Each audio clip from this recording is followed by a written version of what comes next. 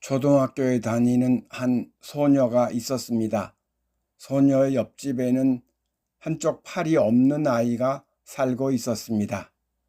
소녀가 학교에 가는 시간이면 그 아이는 언제나 옥상에 올라가 소녀의 집 앞마당을 내려다보거나 등굣길에 제잘되는 아이들을 구경하곤 했습니다. 그 모습이 안쓰러워 말이라도 걸라치면 그앤 금방 모습을 감췄습니다. 어느 날 옥상의 아이를 발견한 소녀가 아빠에게 말했습니다.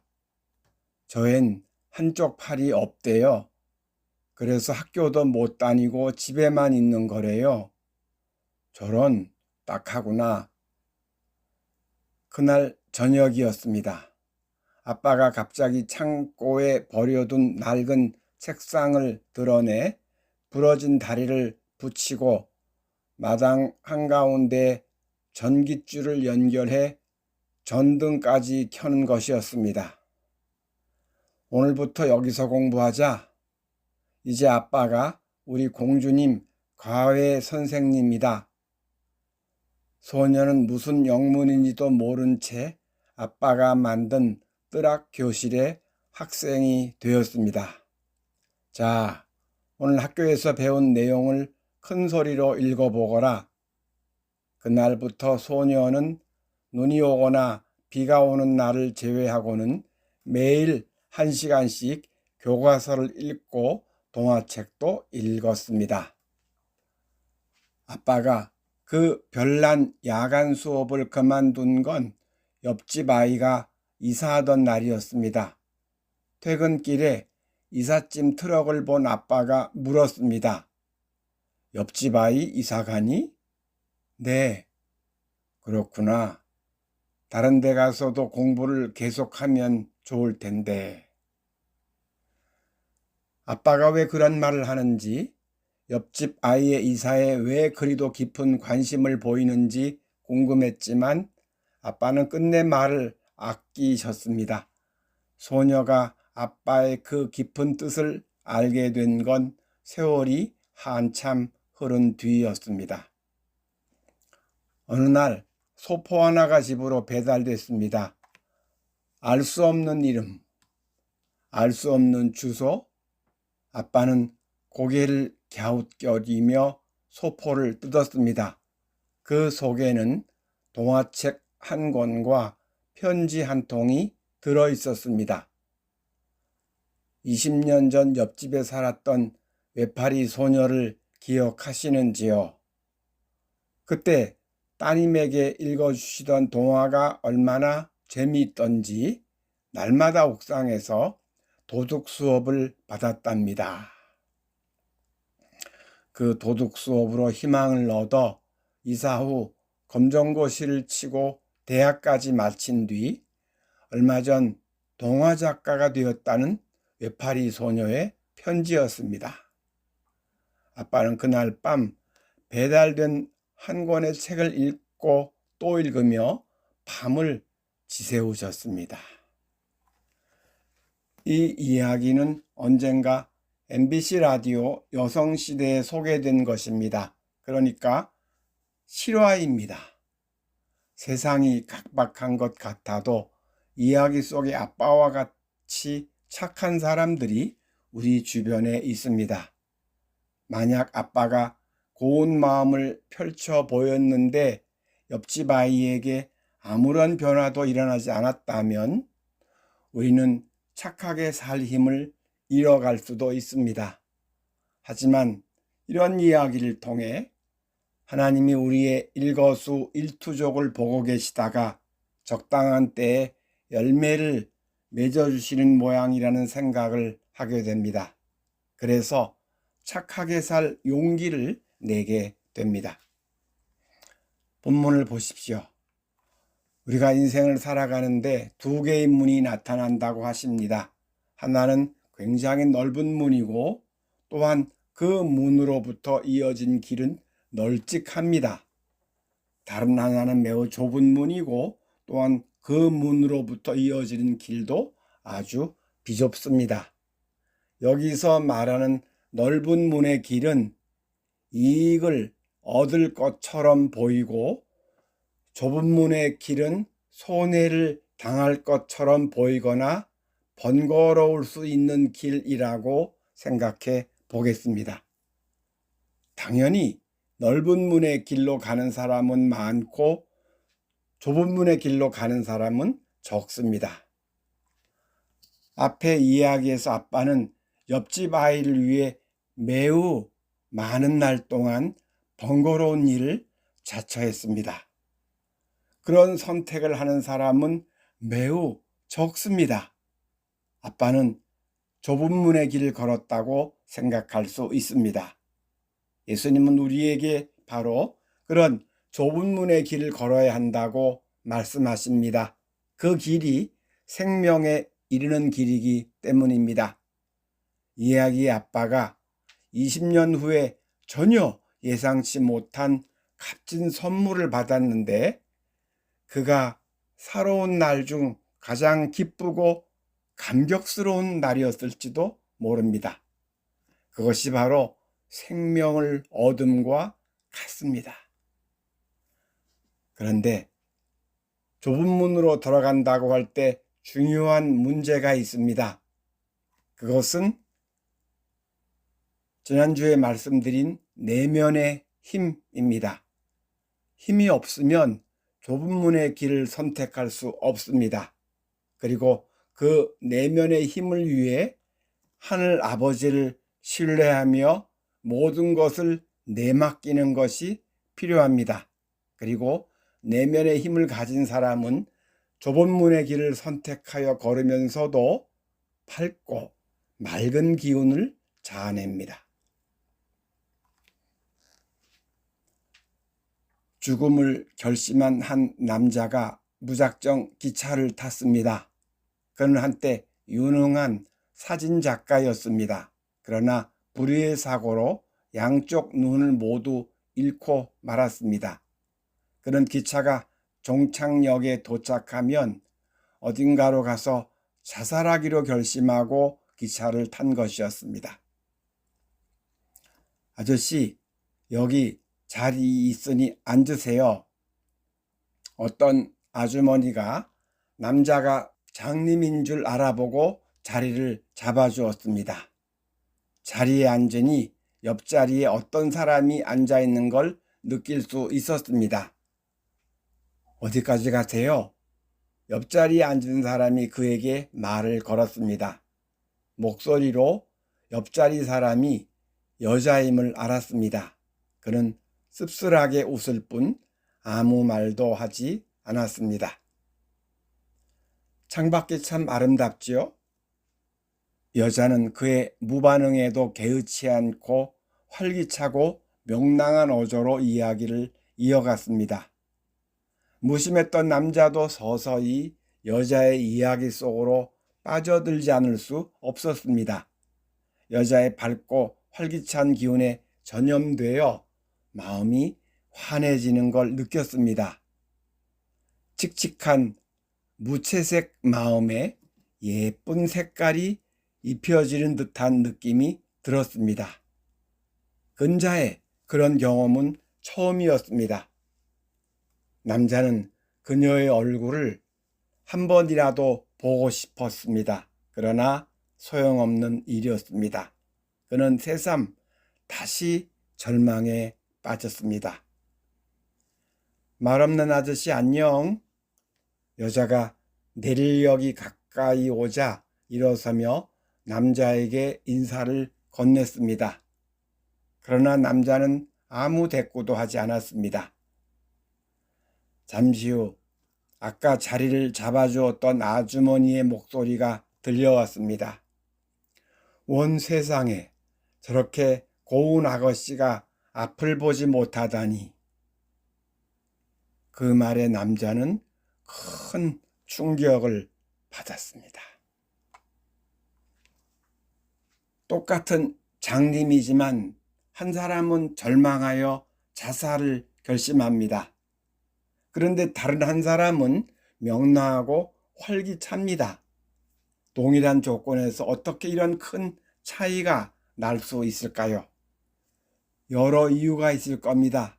그런데 저는 하나님에 대한 신뢰 여부가 그 차이의 중요한 이유일 거로 생각합니다. 다시 말해서 하나님과 무관하게 사는 사람과 하나님을 가슴에 품고 사는 사람의 차이일 거로 생각합니다. 남자는 여자가 떠난 후에 아주머니의 말을 듣고 큰 충격을 받았다고 합니다. 그가 충격을 받은 이유가 무엇이겠습니까? 그 여자로 인해 캄캄하던 마음이 환해지는 놀라운 경험을 했습니다. 절망으로 딱딱하게 굳어있던 마음이 부드럽게 풀어지는 신기한 경험을 했습니다.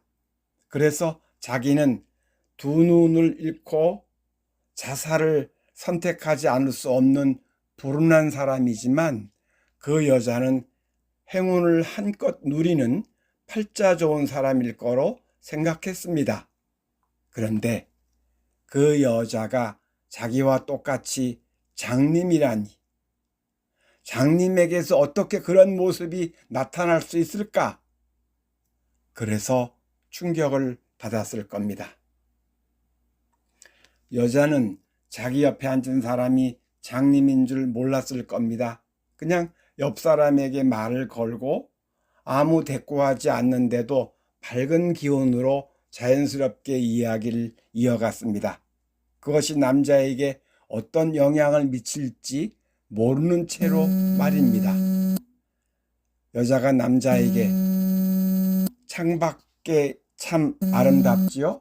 라고 말한 것에 대해 생각해 보겠습니다. 이는 묻는 말이 아닙니다. 우리도 종종 이런 식으로 말합니다. 누구와 함께 길을 가다가 예쁜 꽃을 보았을 때, 와, 저 꽃 참 예쁘죠? 라고 말합니다. 그러니까 저 꽃 참 예쁘네요 라고 말하는 대신 저 꽃 참 예쁘죠? 라고 말하는 겁니다. 혹은 꽃이 아름답다는 자기 지각을 상대방에게 지지해달라는 뜻인 경우도 있습니다. 따라서 여자가 남자에게 창밖이 참 아름답지요 라고 말한 것은 여자가 볼 때 창밖이 참 아름답다는 뜻입니다. 그렇다면 눈이 안 보이는 여자가 어떻게 창밖이 아름다운 걸 알 수 있을까요? 어려서 장님이 되었기 때문에 그 전의 기억을 말하는 걸까요? 아니, 여자는 지금 이 순간 창밖이 아름답다고 말하는 겁니다. 따라서 여자는 지금 육안으로 창밖을 보는 게 아닙니다. 마음으로 창밖을 보는 겁니다. 마음으로 보는 창밖의 풍경이 아름답다고 남자에게 말하는 겁니다. 마음으로 창밖의 풍경을 본다고 했는데 마음으로 보면 창밖의 풍경이 무조건 아름다울까요?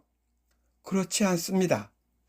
자기 안에 있는 것을 밖에서 보게 됩니다.